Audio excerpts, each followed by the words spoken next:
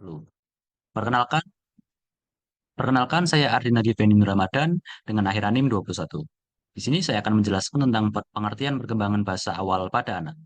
Perkembangan bahasa adalah proses alami di mana bahasa terus berubah dan berkembang seiring dengan berjalannya waktu.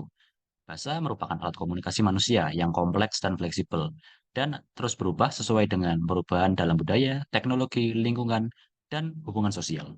Selanjutnya saya serahkan kepada Yuda. Fitri Widanto dengan akhiran NIM 032 akan memaparkan faktor-faktor yang mengaruhi perkembangan bahasa anak usia dini, yaitu yang pertama inteligensi. Tingkat kecerdasan atau inteligensi setiap anak berbeda-beda. Inteligensi merupakan hal yang bisa diturunkan dari orang tua ke anak. Semakin tingkat inteligensi, maka akan mempengaruhi kecepatan berkembang bahasa anak. Yang kedua, faktor kesehatan. Faktor kesehatan merupakan faktor yang paling penting dan secara langsung terkait dengan perkembangan anak secara psikologis, fisiologis, secara kognitif, efektif, dan psikomotor tergantung terhadap tipe sakit dan juga berapa lama anak sakit. Ketiga, status sosial anak dengan latar belakang sosial dari tingkat menengah ke atas memiliki kemampuan berkembang bahasa yang lebih baik dan lebih cepat dibanding anak-anak dari tingkat sosial bawah. Empat, jenis kelamin.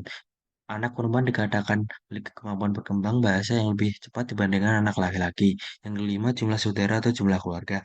Anak yang tumbuh dalam keluarga dengan anggota yang banyak akan memiliki perkembangan bahasa yang lebih cepat daripada anak tunggal.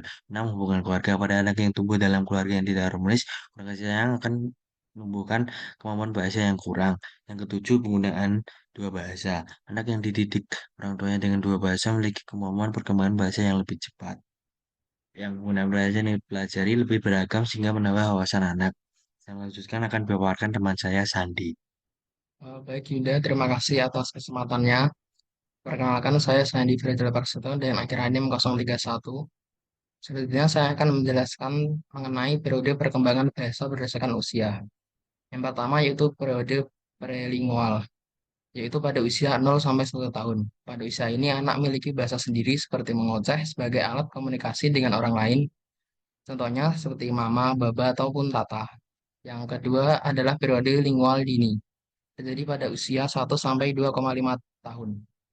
Pada periode ini, anak sudah mampu mengucapkan perkataannya yang pertama, meskipun belum lengkap. Contohnya seperti itu ikut, makan, seperti mam gitu. Yang ketiga ada periode diferensiasi, terjadi pada usia 2,5 sampai 5 tahun. Anak mampu melakukan diferensiasi atau pembedaan penggunaan kata-kata yang tepat sesuai dengan maksud yang ingin disampaikannya, sehingga membentuk kalimat yang baik. Yang terakhir yaitu periode setelah 5 tahun. Pada periode ini, anak sudah mengalami perkembangan bahasa dengan menguasai beberapa sintaksis, sehingga anak sudah mampu mengetahui tentang komunikasi dengan orang lain. Baik, untuk slide selanjutnya mungkin bisa dijelaskan oleh Yudi. Kepada Yudi dipersilahkan. Baik, terima kasih Sandi atas kesempatannya. Perkenalkan nama saya Gregorius Yudhistira Watulingas dengan NIM 1104222017. Saya sekarang akan menjelaskan tentang teori perkembangan bahasa pada anak. Implementasi pengembangan bahasa pada anak tidak terlepas dari berbagai teori yang dikemukakan para ahli. Berbagai pendapat tersebut tentu saja tidak semuanya sama, namun perlu dipelajari agar pendidik dapat memahami apa saja yang mendasari dalam penerapan pengembangan bahasa pada anak usia dini.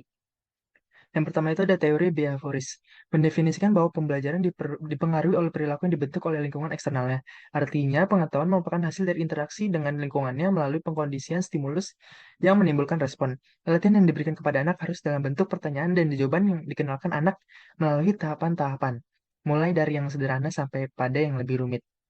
Lalu yang kedua ada teori natif, mengutarakan bahwa bahasa sudah ada dalam diri anak. Pada saat seorang anak lahir, dia telah memiliki seperangkat kemampuan berbahasa yang disebut tata bahasa umum atau universal grammar. Anak tidak sekedar meniru bahasa yang didengarkan, tapi ia juga mampu menarik kesimpulan dari pola yang ada. Hal ini karena anak memiliki sistem bahasa yang disebut perangkat penguasaan bahasa. Lalu yang ketiga ada teori konstruktif, menyatakan bahwa perkembangan kognisi dan bahasa dibentuk dari interaksi dengan orang lain sehingga pengetahuan, nilai, dan sikap anak akan berkembang. Anak memiliki perkembangan kognisi yang terbatas pada usia-usia tertentu, tetapi melalui interaksi sosial, anak akan mengalami peningkatan kemampuan berpikir. Baik, selanjutnya bisa dilanjutkan oleh Yuda. Dari yang sudah dipaparkan, kita menarik kesimpulan, yaitu bahasa adalah alat penting untuk komunikasi antara manusia, karena merupakan aspek yang unik dan universal dari perilaku manusia. Diamati bahwa hanya manusia memiliki kemampuan untuk memanfaatkan komunikasi verbal dan dapat mempelajarinya, juga ini membedakan manusia dari hewan, karena perilaku bahasa merupakan aspek penting dari perilaku manusia. Tindakan mengirim dan menerima pesan melalui bahasa dapat mengambil berbagai bentuk seperti mendengarkan atau membaca. Penguasaan keterampilan berbahasa termasuk mendengarkan, berbicara, menulis, dan membaca.